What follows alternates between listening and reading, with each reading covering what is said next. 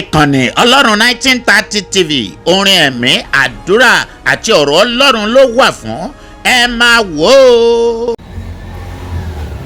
Gbà yìn gbà ògo Jésù Olúwa wa o, gbà yìn gbà ògo Jésù Olúwa wa, gbà yìn gbà ògo Jésù Olúwa wa o, gbà yìn gbà ògo Jésù Olúwa wa.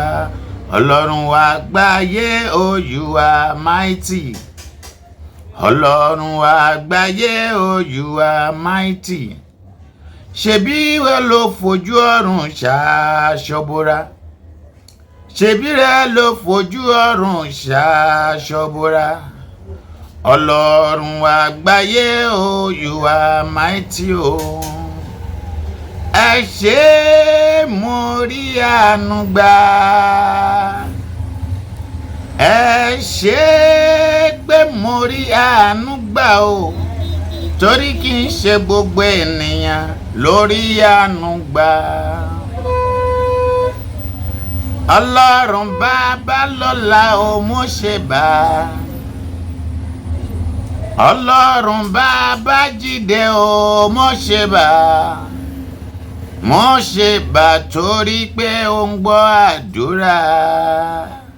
Èmi kọ́ ló níṣẹ́ o, ẹ̀mí mímọ́ máa bọ̀. Èmi kọ́ ló níṣẹ́ o, ẹ̀mí mímọ́ máa bọ̀. Ẹ̀mí mímọ́ gbàṣẹ́ rẹ ṣe, èmi kọ́ ló níṣẹ́. Ó ti ń ṣiṣẹ́ rẹ bọ̀, bàbá ṣe láṣẹ pé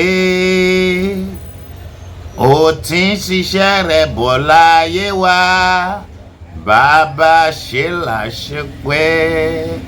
Mo kí àwọn ọmọ ọlọ́run alààyè wípé a kú ọjọ́ tòní. Àlàáfíà ọlọ́run kò ní fi wá sílẹ̀ ní orúkọ Jésù. Mo gba àdúrà wípé òpin oṣù yìí lórúkọ Jésù lọ ní ayọ̀ ń bẹ. Ẹ gbọ́ àwọn ọmọ ọlọ́run alààyè, oṣù ó parí lónìí. Mo wí gbólóhùn àdúrà yìí sínú ayé rẹ gẹ́gẹ́ bí ikọ̀ àtìríjú ọlọ́run.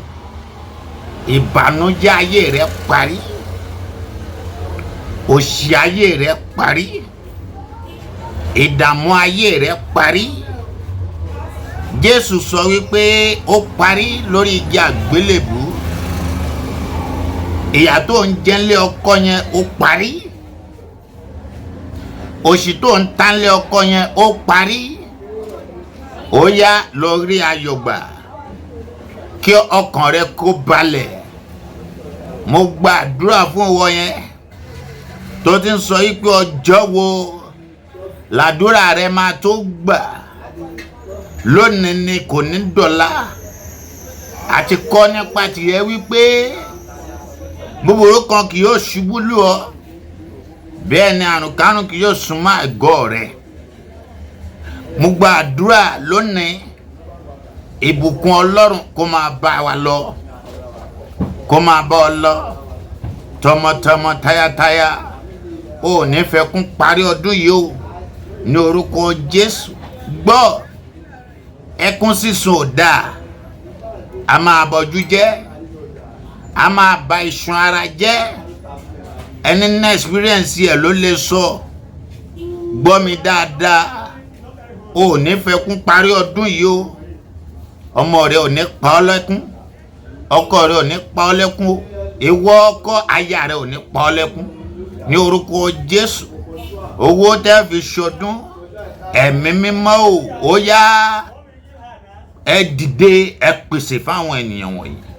Gbogbo àwọn tí ń tẹ̀lé mi lórí social media, wọn tó ń tẹ̀lé mi káàkiri ṣiṣẹ́ ìránṣẹ́, ògo ọlọ́run kó fahàn nínú ayé yín. Ẹ ò ní dààmú. Ọdún tuntun tí à ń wọ̀ lọ, ó ti kù oṣù kan báyìí ká wọnú ọdún tuntun. Ìbànújẹ́ ò ní kógun sẹ́nu ọ̀nà ilé rẹ̀ ní orúkọ Jésù. Wọn ò ní fi pósí ta ọlọ́rẹ o. wàá máa lọ́rí wàá máa bọ́rí ní orúkọ ti bàbá ti ọmọ àti tẹlọ́run ẹ̀mí mọ́.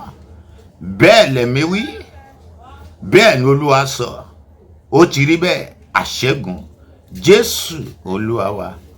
Àmín. God bless you.